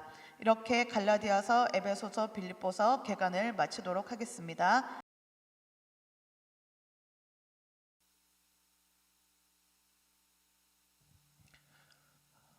구약 통독을 열심히 하다가 보면은 처음 막히는 부분이 있습니다. 바로 레위기입니다. 레위기에서 막히는 이유는 어렵기 때문입니다. 그러나 레위기는 신약에서도 40회 이상 언급될 정도로 중요하게 여기는 부분입니다. 특히 신약의 히브리서에서는 레위기를 모르면 이해하기 힘들 정도로 신학적으로 중요한 책이기도 합니다. 레위기는 흔히 율법서라고 불리는 모세의 오경 중에서도 대부분이 율법 조항으로 구성된 유일한 책이라고 볼 수가 있습니다. 레위기에 기록된 율법에는 물론 도덕법이나 시민법에 관련된 조항도 일부분이 있지만 상당 부분은 아시는 바와 같이 제사법, 정결법, 절기법 등의 의식법이 분야가 있습니다. 이스라엘인들이 예배를 드릴 때 지켜야 되는 모든 규칙, 규례들을 기록한 책이라고 볼 수가 있습니다. 따라서 이 책의 대부분은 다양한 제물들을 다루기도 합니다. 제물을 드려야 되는 시기와 방법, 대제사장과 제사장들의 특권과 의무, 레위인들에 관한 몇몇 규칙들도 함께 담고 있습니다. 이 밖에도 제의적인 불결을 초래하는 많은 원인들을 열거하고 제의적으로 불결하게 되지 않도록 경고도 합니다. 그리고 제의적 불결을 제거하기 위한 조치들을 지시하고 있습니다. 이 모든 규칙들과 규례들이 제정된 근본적인 이유는 하나님은 거룩하시다라는 것에 있습니다. 이것은 그들의 예배와 사회적 처신 및 사적인 행동을 엄격하게 통제하고 그들이 섬기는 하나님을 예배하고 섬기는 데 합당하도록 항상 정결하게 살아야 된다라는 것을 강조한다고 볼 수가 있습니다. 레위기의 주제를 요약하자면은 거룩한 예배와 거룩한 삶입니다. 핵심 단어인 거룩은 90회 이상 사용되어졌으며 핵심 구절은 너희는 거룩하라 이는 나 여호와 너희 하나님이 거룩함이니라 라는 말씀입니다. 이렇게 거룩한 예배와 거룩한 삶을 강조하는 것은 하나님의 백성들로 하여금 여호와의 임재를 경험하고 축복을 누리게 하기 위함입니다. 거룩이라는 것은 구별되다라는 뜻으로 하나님을 섬기기 위해 구별된 삶을 사는 것을 말합니다. 그렇기 때문에 레위기는 유난히 거룩한 것 그리고 속된 것, 정결한 것과 부정한 것을 구별하는 데 많은 관심을 쏟습니다. 그 규칙들 중에는 범칙자들을 공동체에서 쫓아내거나 죽이기까지 하는 형벌 조항을 지닌 것들이 있습니다. 그러나 대부분 위반 사항들에 대해서 제물들과 제사의식들로 규정되어 있으며 범법자는 그것을 통하여서 자기의 더러움을 제거하고 다시 한 번 더 거룩하여질 수 있다라고 이야기를 합니다. 레위기에 대해서 들어가 보도록 하겠습니다. 레위기의 제목입니다. 레위기라는 제목은 최초 헬라어역 구약 성경인 70인역본에서 기원한 말로서 레위인들에게 속한 것, 레위인들에 관련된 사항들이라는 의미를 담고 있습니다. 레위 제사장들에게 주는 지침서라는 뜻으로 볼 수도 있습니다.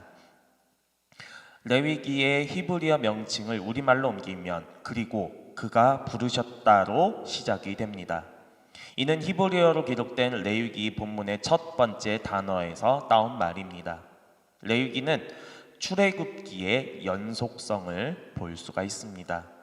출애굽기가 성막의 완성으로 끝나면 자연스럽게 레위기는 여호와께서 회막, 성막에서 모세를 부르시고라는 말씀으로 시작합니다. 그래서 모세를 부르셨다, 하나님께서 모세를 부르셨다라는 말로 시작되면서 출애굽기에서 끝나는 것이 아니라 레위기에서 그 하나님의 말씀이 이어짐을 볼 수가 있습니다. 레위기의 저자는 모세로 알려져 있습니다. 하지만 저는 사실상 하나님이라고 말씀을 드리고 싶습니다. 그 이유는 하나님께서 모세에게 명하신 말씀들을 모세가 적었다라고 생각이 되기 때문입니다. 레위기가 쓰여진 시기는 이스라엘 백성이 애굽에서 약속의 땅으로 가던 길에 9달 동안 머물렀다고 일컬어지는 시내산에서 하나님이 모세에게 명하신 것들을 썼다라고 볼 수가 있습니다. 그래서 시내산 근경에서 이 모든 것들이 쓰여졌다고 보면 됩니다. 레위기의 주제입니다. 레위기는 크게 세 가지 주제로 나타날 수가 있습니다. 그중 첫 번째는 이스라엘의 정체성입니다. 너희의 하나님이 되려고 너희를 애굽 땅에서 인도하여 낸 자니 나는 여호와이니라. 이스라엘인들은 자신들이 한 민족으로 존재하는 이유, 즉 하나님이 그들을 자기 백성으로 삼으신 사실을 거듭거듭 회상합니다. 그리고 이것은 그들이 종교인으로서나 시민으로서 개인적으로서나 사회적으로 준수해야 할 모든 행동과 처신을 결정하게 됩니다. 두 번째는 이스라엘의 거룩성입니다. 너희는 나에게 거룩할지어다. 이는 나 여호와가 거룩하고 내가 또 너희를 나의 소유로 삼으려고 너희를 만민 중에서 구별하였음이니라. 이스라엘 백성은 거룩해야 합니다. 이 말은 그들이 이방 백성들과 전혀 다른 존재이며 하나님만을 섬기고 예배해야 됨을 의미합니다. 또한 그들은 시내산에서 받은 율법과 계명들을 따라야 되며 그들의 더러움과 죄를 없애기 위해서 적합한 제물을 드릴 수 있는 거룩한 제사장들이 필요로 합니다. 그 다음은 이스라엘 예배입니다. 육체의 생명은 피에 있음이라 내가 이 피를 너희에게 주어 제단에 뿌려 너희의 생명을 위하여 속죄하게 하였나니 생명이 피에 있으므로 피가 죄를 속죄하느니라. 제사의 토대는 하나님의 거룩성을 범한 자가 짐승을 희생함으로 드림으로써 자기에게 요구되는 목숨을 그 짐승의 생명 곧 그것의 짐승의 피로 대신할 수 있다는 믿음입니다. 이러한 이유로 희생을 바치는 당사자는 그 짐승의 머리에 손을 얹은 다음에 도살하게 됩니다. 그러한 제물들은 하나님의 요구를 만족시키고 제물을 바친 자는 이스라엘의 하나님을 예배하는 일에 다시 참여할 수 있게 됩니다. 내용 개요입니다. 자세히 보시면서 말씀을 드리도록 하겠습니다. 우선 레위기를 보시면 가장 첫 번째로 나오는 것이 제사 부분에 대해서 나옵니다. 5대 제사에 대해서 하나씩 보려고 합니다. 제1장에서부터 7장은 각각 목적에 따라 5대 기본 제사 규례를 기록하고 있습니다. 제사란 제사자가 자발적으로 또는 몇몇의 경우는 의무적으로 하나님 앞에 나와 특별한 만남을 갖는 의식이라고 볼 수가 있습니다. 제1장에서 7장은 이 같은 제사에 대하여 그 각각의 목적에 따른 제물의 종류와 제사 절차를 규정함으로써 번제, 소제, 화목제, 속제제, 속건제 등의 5대 기본 제사의 규례를 기록하고 있습니다.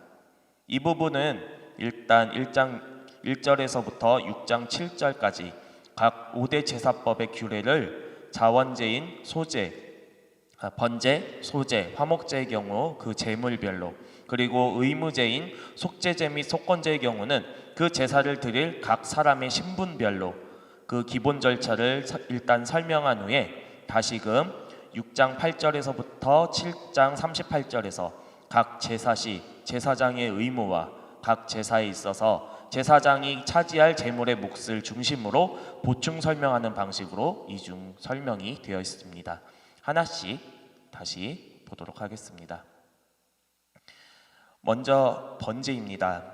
1장 1절에서부터 17절까지 설명이 나옵니다. 번제라고 부르는 것은 이 제사만이 제단 위의 제물을 전부 다 태워서 바치는 희생제사이기 때문에 그렇습니다. 다른 모든 희생제사는 부분적으로만 태우고 나머지 고기는 제사장과 따로 드리는 예배자로 나누었지만 번제만큼은 완전히 불사르는 것 그리고 죄를 온전하게 제거하는 것에 의미를 두고 있습니다. 다음은 2장 1절에서부터 16절에 나오는 소제입니다. 유일하게 짐승을 바치지 않고 피가 보이지 않는 그런 제사입니다. 소제는 가난한 사람들이 번제 대신 바칠 수 있게 한 제사입니다. 일반적으로 동물 제사에 더하여 바치던 제사입니다. 번제처럼 소제 역시 하나님께 향기로운 냄새를 내지만 번제와 달리 그 일부만 제단에 태웠고 나머지는 제사장이 가지게 되었다고 합니다. 실제로 이 나머지 부분은 제사장의 핵심 수입 중의 일부입니다. 소제는 생밀가루나 요리한 빵 혹은 구운 밀의 형태를 바칠 수 있게 하였습니다. 3장 1절에서부터 17절에 나오는 화목제입니다. 화목제는 서원하거나 혹은 사람들이 고기 식사로 무언가를 축하하고 싶을 때마다 드리던 또 다른 형태의 동물 제사입니다. 만약 누군가 매우 아프거나 잘박한 기도응답이 필요할 때 서원하는 것으로 드렸던 일반적인 풍습이 될 수도 있습니다. 그래서 평강의 제사, 친교의 제사, 나눔의 제사로 불리기도 합니다. 4장 1절에서부터 5장 13절에 나오는 속죄제가 있습니다. 이 제사는 레위기에서 가장 상세히 서술하고 있는 제사입니다. 이 제사를 위한 규례가 다양한 상황을 위해서 규정되어 있기 때문입니다. 이 단락에서는 주로 고의성이 없는 잘못이나 무언가를 해야 되는데 잊어버린 경우, 그러니까 모든 죄를 지은 것, 그리고 부지중에 나도 모르게 지은 그 모든 죄를 위해서로 나눕니다. 5장 14절에서부터 6장 7절에 나오는 속건제입니다. 속건제는 다른 제사들보다는 짧게 기록되어 있습니다. 다른 제사와는 달리 오직 한 종류의 동물, 즉 순양만 제물로 드릴 수 있으며 이 순양은 고의는 아니지만 신성함을 더럽힌 일이나 서원을 이행하지 못한 죄 혹은 거짓 서약 같은 죄에 대해 하나님께 배상하는 의미로 생각하였다고 볼 수 있습니다. 아니면 혹은 이웃에게 손해를 끼쳤을 때 봅니다. 이 제사를 요구하는 상황들의 경우, 예를 들어서 피부병에서 회복이 된 사람 혹은 나시린이 자기 옆에서 갑자기 죽은 사람의 시신이 닿는 경우 같은 경우를 볼 수가 있습니다.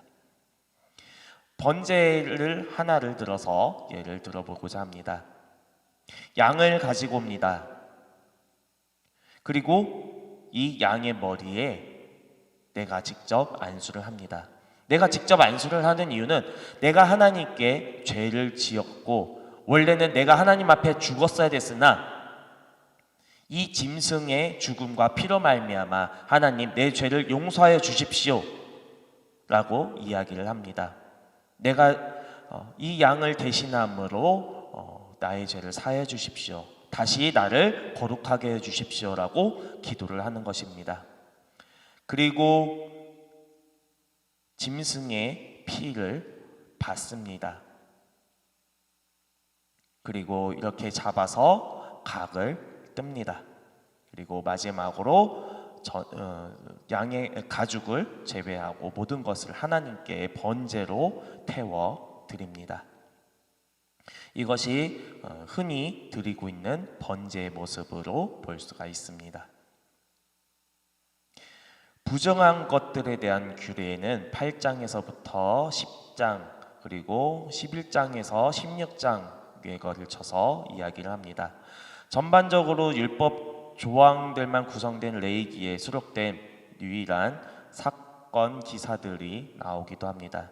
그리고 11장에서 16장은 소위 정결법 관련된 각종 규례들을 제시하고 있습니다. 여기서 정결법은 대부분 전적으로 의식적인 정결을 유지하는 것에 특색을 갖고 있습니다. 그래서 부정한 짐승, 정한 짐승, 음식에 관한 것, 해산에 관한 것, 신체에 관한 것, 가옥에 관한 것, 접촉에 관한 것, 이런 모든 정결법들을 다룹니다. 그리고 16장에서 갑자기 다시 제사에 대해서 나옵니다. 그것은 바로 1년에 한 번 드리는 대속제일 제사 규례를 보도합니다.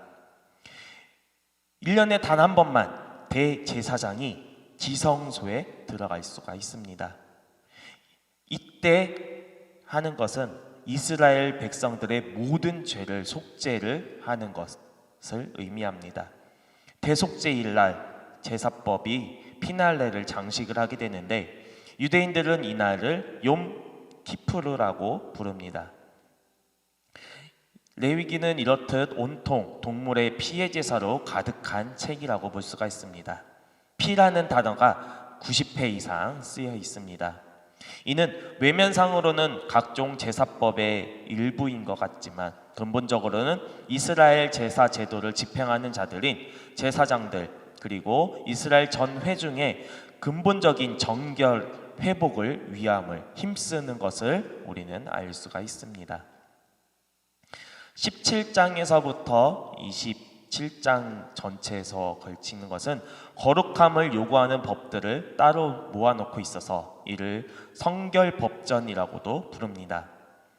언약 백성으로서 하나님과 교제하기 위해 선행돼야 되는 것이 바로 거룩한 삶입니다. 이 부분의 핵심 구절이 바로 유명한 내 이웃 사랑하기를 내 자신과 같이 하라라는 19장 18절 말씀입니다. 17장은 이스라엘 정결법이 요체인 피 그리고 사체와 관련된 금령들을 정결법의 말미에서 한 번 더 강조하고 있습니다. 그리고 18장에서 27장은 하나님의 선민으로서의 성결을 유지하기 위한 각종 규례 및 그에 대한 순종의 촉구 등을 기록하고 있습니다. 그리고 그 안에서 18장에서 20장은 일반 백성들의 실제 생활에 있어서의 성결 규례를 그리고 21장에서부터 22장은 제사장들의 평소 생활 및 제사장 직무 수행 시의 성결 규례를 기록을 하고 있습니다. 그리고 이어서 유월절, 무교절, 칠칠절, 나팔절, 대속제일, 초막절과 같은 절기에 대해서도 자세히 가르칩니다. 이런 절기들은 여호와께서 하신 일을 상기시키므로 절기들을 지킬 때마다 하나님과 더 밀접한 관계를 유지할 수 있으며 1년 내내 여호와 하나님을 기억하도록 촉구하고 있습니다. 22장에서부터 25장은 이스라엘 백성들의 일상생활 사이에서 성결의 회복을 도모하기 위한 제도적 장치인 각종 절기 규례 등이 제시됩니다. 또한 7일째 안식일, 7년째 안식년, 그리고 7년이라는 기간이 7회 반복되고 나서 50년째 되는 희년을 선포하는 규정도 이야기하고 있습니다. 유월절의 경우 애굽 장자 재앙과 유월절 양의 희생을 통한 출애굽의 구원의 밤을 상징합니다. 1월 14일 밤입니다. 무교절은 애굽으로부터 급히 출발함을 상징합니다. 그래서 1월 14일 저녁부터 한 주간 동안 무교절로 지킵니다. 초실절은 첫 열매를 하나님께 바치는 날로서 유월절 후 첫 안식일 다음 날을 지킵니다. 오순절은 밀 추수를 마치고 하나님께 봉헌을 합니다. 초실절로부터 50일째 되는 날이라고 해서 오순절이라고 합니다. 나팔절은 종교력상의 새해의 첫날을 의미합니다. 지금으로서는 7월 1일에 해당되며 유대인의 민간력상의 새해 첫날을 의미합니다. 속죄일은 온 백성의 죄를 정기적으로 속하는 날 7월 10일입니다. 그리고 초막절은 모든 추수를 마치고 광야 생활 때의 보호를 기념하고 그래서 모든 사람들이 초막을 짓고 그 안에서 지냅니다. 7월 15일부터 한 주간 동안 지낸다고 합니다. 히브리인의 절기는 대략 13개로 간주되며 그 중에 7대 절기를 말씀을 드렸습니다. 한편 유대인들은 유월절, 오순절, 초막절을 다시 3대 주요 절기로 특별히 구분되며 이때 모든 성인 남자들은 거룩한 도성인 예루살렘을 순례해야 됨을 의무적으로 상기합니다. 이어서 26장은 하나님의 계명에 대한 순종 촉구와 불순종에 대한 경고 그리고 물론 회개를 통한 회복의 약속을 제시함으로써 성결의 유지의 필요성에 대한 강조 및 그 회복의 길까지 제시하고 있습니다. 맨 마지막으로 27장은 일종의 부록적인 성격을 가진 것입니다.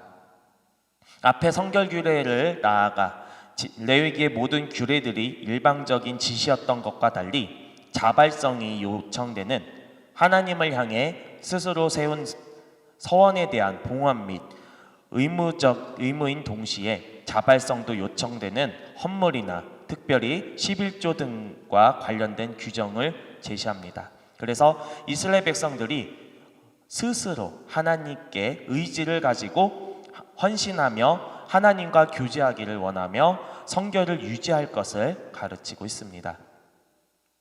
이제 선민이 된 이스라엘이 하나님 그리고 세상과의 바른 교제를 갖기 위한 기본 지침을 제시하는 것이 바로 레위기입니다. 그래서 레위기에는 거룩하다는 단어가 최소한 앞서 말씀드렸다시피 87회 이상 나타남을 볼 수가 있습니다. 결국 하나님의 백성이 하나님 및 세상과의 바른 관계를 유지하기 위한 가장 기본적인 삶의 자세는 그 통치자요, 주권자요, 심판자 되시는 하나님의 거룩한 품성에 합당한 거룩함을 유지하는 것을 보여주는 것이 레위기입니다. 또한 레위기는 속죄하다라는 단어가 최소한 45회에 나타납니다. 이 같은 사실은 인간은 모두 다가 죄인인 바 하나님 앞에 속죄를 받아야 된다라는 것입니다. 그 자신의 죄를 누군가 대신 치러주어야 되지만 하나님과 세상과의 바른 관계를 회복할 수 있고 또 유지될 수임을 알려줍니다.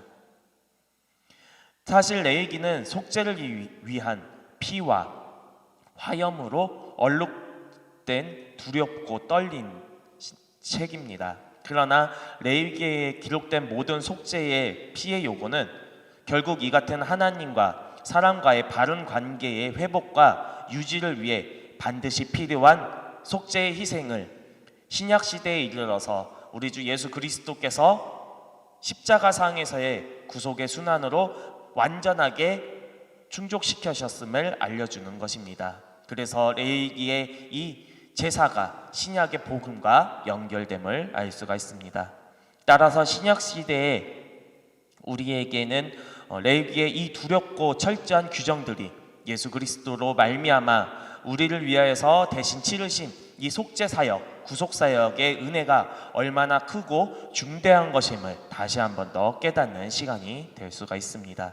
그래서 우리의 기쁨과 은혜가 이 레위기를 통하여서 예수 그리스도의 사역을 다시 한 번 더 확신할 수 있고 감사로 나아갈 수 있는 시간이 될 수가 있습니다. 이상 레위기를 마치겠습니다. 네, 우리 잠언에 대한 개관 내용을 바로 같이 시작하도록 하겠습니다. 우리가 잠언하면 솔로몬의 잠언이라는 이 잠언 1장 1절 말씀을 통해서 솔로몬에 기록한 잠언이다라고 잘 알려져 있습니다. 잠언에 있어서는 많은 우리가 지혜가 담겨 있다, 지혜서다라는 부분은 아마 많은 성도님들께서 잘 알고 계실 겁니다. 특별히 부모로서 자녀들에게 잠언을 읽히는 경우가 많이 있습니다. 저희 어린 시절에도 그랬고요. 지혜로운 자가 되기 위해서 잠언을 읽어라 이렇게 말씀하시는 부모님들이 참 많이 계셨습니다. 그만큼 솔로몬이 얼마나 지혜로운 자였는지 익히 잘 알고 있고 또 이 잠언이 지혜서라는 것을 잘 알고 있기 때문에 그렇게 자녀들에게 하시는 말씀이 아니었나 싶습니다.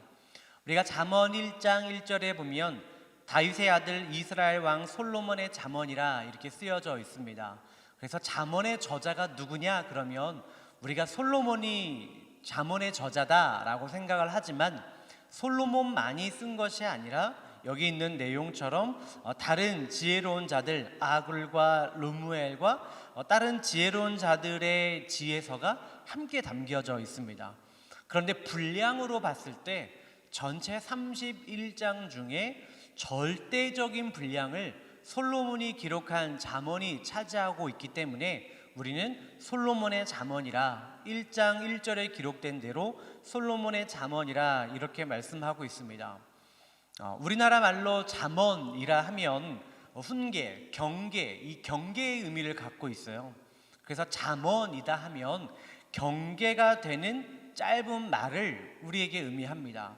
그런데 이 잠이라는 한자어가 이 병을 고치는 침, 우리가 바늘과 같은 침을 의미한다고도 해요. 그래서 잠언의 한자풀이를 통해 우리가 이해하기로는 이 침과 같이 톡 쏘는 이 따끔한 가르침과 같은 의미로 잠언을 해석하기도 합니다. 그러면 누가 쓴 잠언이냐 그랬을 때 우리는 솔로몬의 잠언이다. 물론 다른 저자들도 있기는 하지만 대부분을 솔로몬이 기록했기 때문에 솔로몬의 잠언이라 이렇게 말한다고 했습니다. 그러면 이 잠언을 왜 기록했는가? 무엇을 위하여 기록했는가? 우리가 이 부분을 생각하지 않을 수가 없습니다. 이 역시도 잠언 1장에 보면 지혜와 훈계를 알게 하며 명철의 말씀을 깨닫게 하며 지혜롭게 공의롭게 정의롭게 정직하게 행할 일에 대하여 훈계를 받게 하며 어리석은 자를 슬기롭게 하며 젊은 자에게 지식과 근심함을 주기 위한 것이니 이 목적이 기록되어 있습니다. 그래서 우리가 이 전체적인 내용을 보면 내가 누군가를 위해 이 가르침을 주기 위한 목적이 담겨져 있는데 주로 그 대상이 누구였느냐? 부모가 자녀에게 혹은 스승이 제자에게 인생을 살아가는 데 필요한 지혜를 교훈하기 위해서 비유나 풍자 혹은 이 시의 형태로 가르친 교훈들을 모은 책이다. 이것이 잠언인 것이죠. 솔로몬이 기록한 단권의 책이 아니라 여러 사람들이 기록한 이 지혜서를 모아서 묶어진 모은 책이다. 이렇게 우리는 잠언을 볼 수가 있습니다. 이러한 책의 공통점이 있는데요. 잠언만 우리가 당대의 지혜서라고 하는 것이 아니라 고대 근동 지역에 있던 바벨론이나 이집트나 우리가 동양에 있는 중국에도 마찬가지로 이 후대의 자손들에게 아니면 스승이 제자에게 부모가 자녀들에게 가르치고자 하는 지혜로운 짧은 말씀들, 격언들이 담겨져 있는 내용들이 있습니다. 그러니까 잠언만 이 시대의 지혜서라고 할 만한 것이 아니라 동서고금을 막론하고 당대의 더 많은 이들이 인류가 살아가는 모든 문명에서는 다음 세대에게 남겨줄 지혜를 기록하였다. 가르칠 지혜서를 남겨주었다라는 것을 우리가 보게 됩니다. 그래서 우리가 이 지혜서 안에 이 잠언이 갖는 우리가 누구를 위한 잠언인가라고 했을 때 다음 세대를 위하여 기록이 되었고 잠언 솔로몬뿐만이 아니라 동서고금을 막론하고 많은 시대들이 이러한 지혜서들을 남겼는데 그럼 우리가 보는 이 잠언의 특징은 무엇이냐? 공통적인 특징이 일단 있어요. 우리가 중국, 바벨론, 이집트도 동일한 지혜서 이런 형식을 가진 책들이 있다고 했으니까요.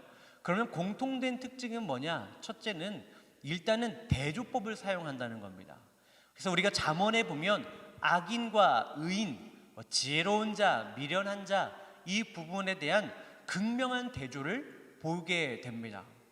그리고 논어를 예로 들었는데요. 우리 동양에서는 이제 논어, 명심보감 그런 내용들을 보면 짧은 말로 또 군자와 소인, 또 뭐 대인배와 소인배 이런 표현들로 극명한 대조를 보여주고 있습니다.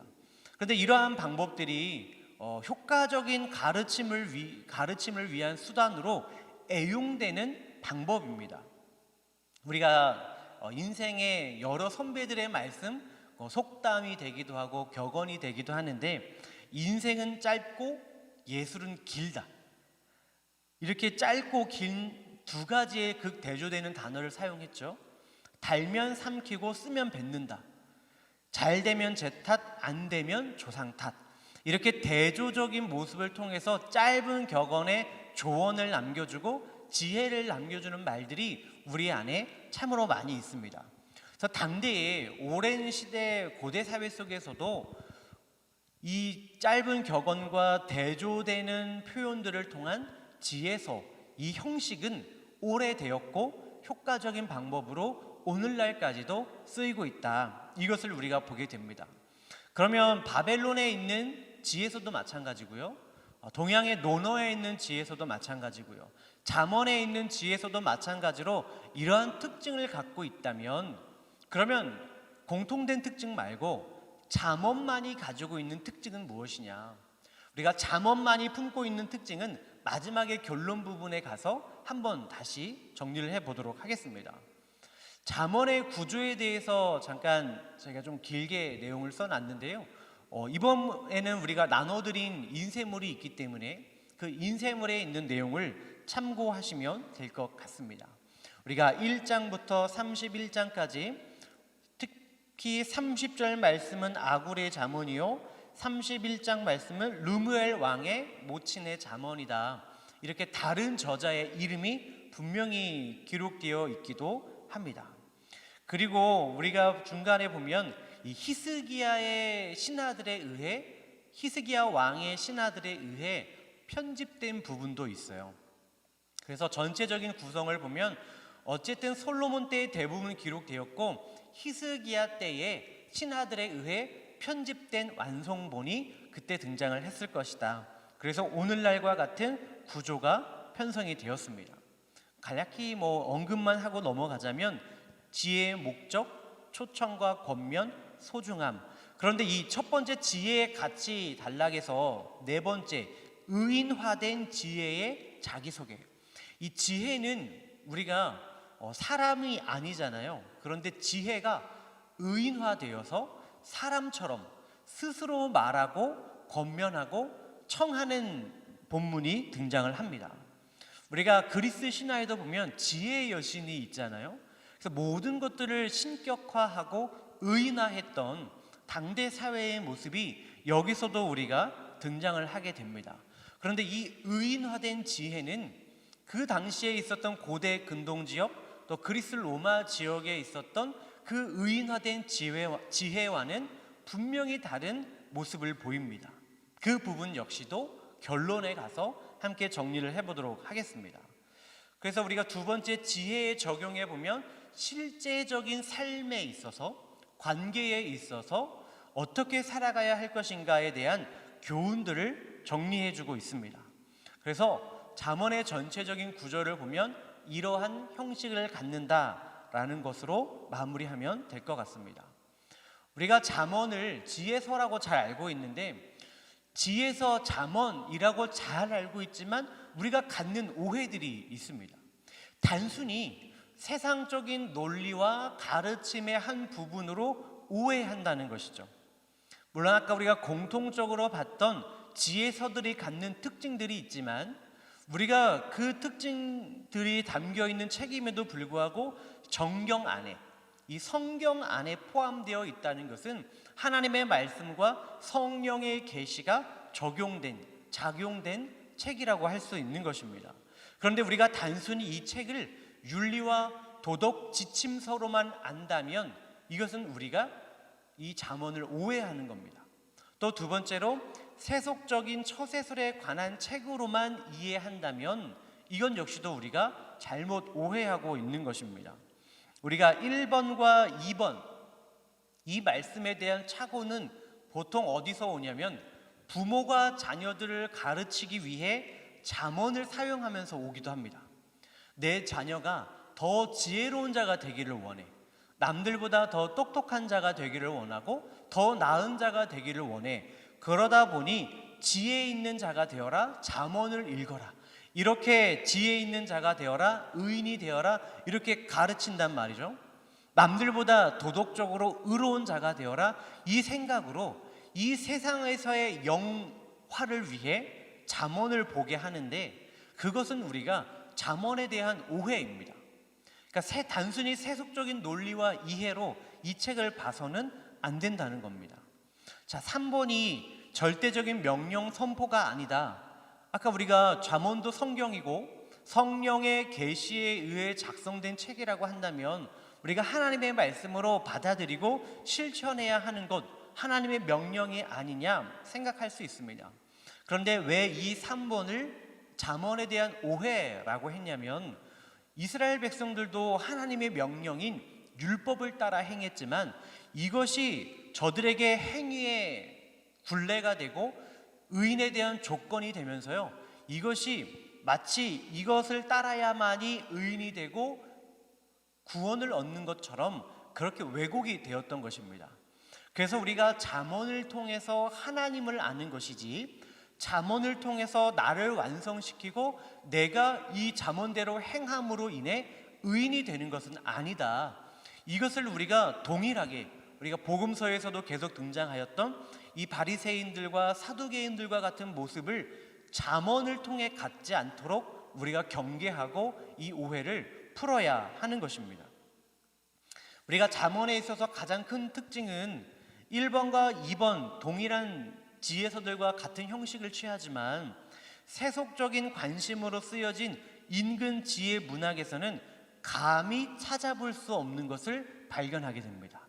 자, 잠언 안에서 감히 다른 어떤 지혜 문학에서도 찾아볼 수 없는 무엇을 발견할 수 있는가? 하나님 경외 사상과 이것으로부터 비롯되는 신본주의적 지혜, 이 풍부한 가르침이 수록되어 있다는 것을 우리가 깨닫게 됩니다. 우리가 논어를 보거나 이 이집트, 애굽에 있었던 지혜서를 보거나 바벨론에 있었던 지혜서를 보면 전체적으로 내용은 비슷해요. 우리가 동서고금을 막론하고 지혜로운 자들은 보통 어떤 사람이냐면 나뿐만이 아니라 다른 사람을 생각하고 다른 이를 배려할 수 있는 사람이 지혜로운 자입니다. 그래서 부모로서 자녀들을 양육하고 가르칠 때는 너뿐만이 아니라 다른 사람들과의 관계 속에서도 교우 관계 속에서도 그 친구들과의 사이에서도 의로운 자가 되고 본이 되는 자가 되고 도덕적인 자가 되도록 그 관계에서 가르칩니다. 자, 그러나 잠언이 주는 말씀은 하나님이 포함되어 있습니다. 하나님을 경외하는 사상과 이것으로부터 비롯되는 신본주의적 지혜. 우리가 다른 지혜서들은 인본주의적 지혜라고 할 수 있어요. 우리가 신본주의의 반대의 개념이 인본주의는 아닙니다. 우리가 신본주의라고 하면 우리에게는 하나님 중심, 이것이 신본주의인데, 하나님이 세상을 사랑하시고 인간을 사랑하시고 세상을 이처럼 사랑하셨다 하는 말씀 속에는 우리도 사랑하셨다는 말씀이 포함됩니다. 그러니까 인간을 사랑하고 인간 중심으로 하나님께서 그 사랑을 베푸셨던 것, 이건 역시도 하나님이 말씀하시는 신본주의와 크게 다르지 않다는 거죠. 그러니까 인간이 주인이 되면 안 되지만 인간이 중심이 되는 건 하나님의 모든 역사와 기록 속에 그 중심엔 하나님이 계시고 인간들을 통하여 역사에 오셨다, 이를 이루어 오셨다라는 것을 우리가 보게 됩니다. 이 근본적인 신본주의, 하나님 중심, 하나님을 알물 통하여 또 인류와 이웃을 바라보게 되는 것, 이것이 잠언을 통해서 얻게 되는 진리인 것입니다. 그러니까 세상에 있는 보편적인 진리라고 말하지만 시대가 바뀌고요, 그리고 문화가 바뀌고 문명이 바뀌면 그 당대에 필요한 지혜와 지식과 뛰어나다 하는 것들이 바뀔 수 있습니다. 자, 그러나 잠언에 있어서는요, 상황과 변화에 관계없이 불변하는 가치를 가집니다. 원론적인 진리보다는 실생활과 밀접한 현실적인 교훈을 주로 다루고 있기 때문에 모든 시대의 사람들에게 오히려 더 큰 실용성을 갖게 됩니다. 하나님이 그 중심에 계시기 때문입니다. 세속적인 가치관을 가지고 방편적인 치세만을 중요시하는 오늘날에 있어 이러한 잠언이 던져주고 있는 메시지가 무엇인지를 우리가 보아야 합니다.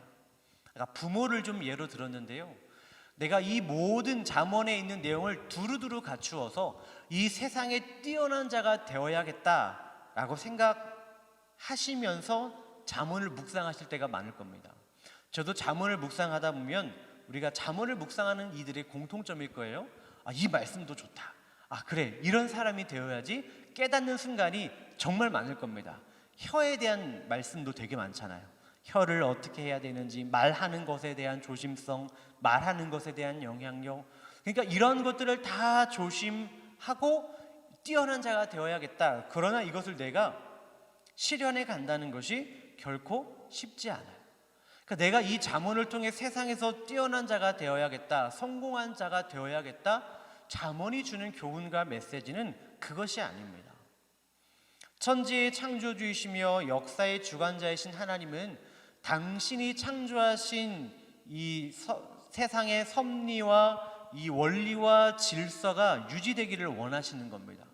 그래서 그 안에서 하나님의 하나님 되심을 알고 우리의 피조물 됨을 알고 하나님을 경배하는 이 하나님의 창조 질서가 유지되기를 하나님께서도 원하시는 거예요. 우리가 논어에 보면요, 이런 표현이 있습니다.